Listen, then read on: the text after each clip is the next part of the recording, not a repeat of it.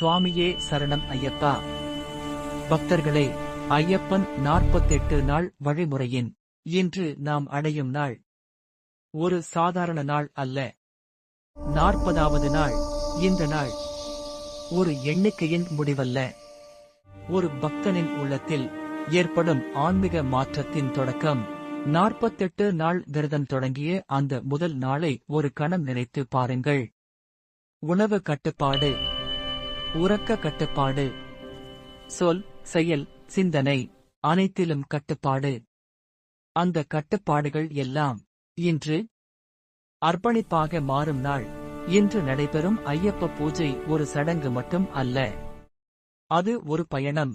உடலிலிருந்து உள்ளம் நோக்கி, உள்ளத்திலிருந்து ஆத்மா நோக்கி. ஒவ்வொரு தீபமும் ஒரு தவறை எரிக்கிறது, ஒவ்வொரு மணியும் ஒரு அகங்காரத்தை உருக்குகிறது, ஒவ்வொரு மந்திரமும் மனதை சுத்தப்படுத்துகிறது. இந்த நாளின் மிக முக்கியமான அம்சம் அர்ச்சனை. அர்ச்சனை என்றால் பெயரை சொல்லி பூ வைப்பது மட்டுமல்ல.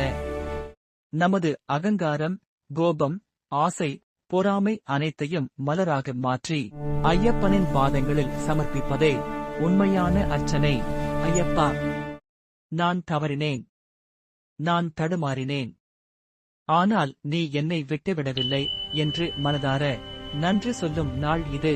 இந்த பூஜையின் நிறைவில் பக்தன் உணர்கிறான், மனம் அமைதியாகிறது, சிந்தனை தெளிவடைகிறது, கண்களில் கருணை பிறக்கிறது, உள்ளத்தில் பொறுமை வளர்கிறது. 48 நாட்கள் ஐயப்பன் நம்மை சோதித்தான் அல்ல, நம்மை உருவாக்கினான். ஐயப்பனை தரிசித்து பிறகு விரதம் முடிகிறது என்று நினைக்காதீர்கள். தரிசித்த பிறகுதான் ஒரு நல்ல மனிதனாக வாழும் விரதம் தொடங்குகிறது.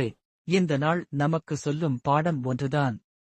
பக்தி என்பது கோவிலுக்குள் மட்டும் அல்ல, அது நம் பார்வையில், நம் பேச்சில், நம் நடத்தையில், நம் வாழ்க்கையில் தெரிந்தால்தான் அது உண்மையான ஐயப்ப பக்தி. ஐயப்ப பூஜையின் இந்த நிறைவு உங்கள் வாழ்வில் ஒரு புதிய ஒளியை ஏற்றட்டும், ஒரு புதிய பாதையை காட்டட்டும். ஐயப்பனின் அருளால் உங்கள் மனம் தூய்மையாக, உங்கள் வாழ்க்கை நேர்மையாக, உங்கள் பயணம் அர்த்தமுள்ளதாக மாறட்டும். சுவாமியே சரணம் ஐயப்பா. இந்த வீடியோ உங்களுக்கு பிடித்திருந்தால் லைக், கமெண்ட், ஷேர் செய்யுங்கள். மேலும் இத்தகைய ஆன்மீக பதிவுகளுக்காக பாபு BK சேனலை சப்ஸ்கிரைப் செய்ய மறக்க வேண்டாம்.